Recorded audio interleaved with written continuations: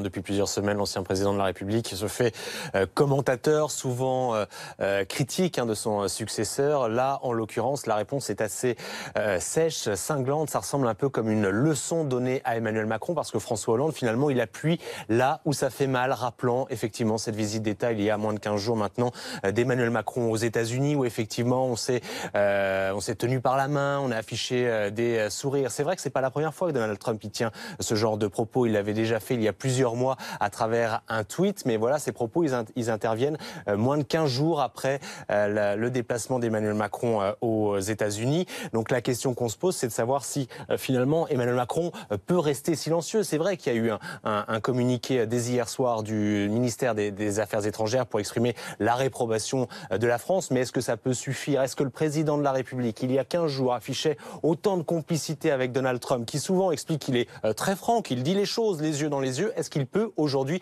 rester silencieux? C'est la question qui se pose. En tout cas, j'imagine que les familles des victimes des attentats aimeraient sans doute entendre en personne directement le président de la République, peut-être expliquer qu'il trouve ça à ses yeux, effectivement, que les propos de Donald Trump sont déplacés, voire choquants à la fois sur la forme, mimer comme ça des exécutions, ce qui s'est passé au Bataclan en novembre 2015, et puis choquant aussi sur le fond, parce que c'est quasiment une fake news façon Donald Trump. Il faut rappeler qu'aux États-Unis, le taux d'homicide par arme à feu est 25 fois plus élevé que dans la moyenne des pays développés.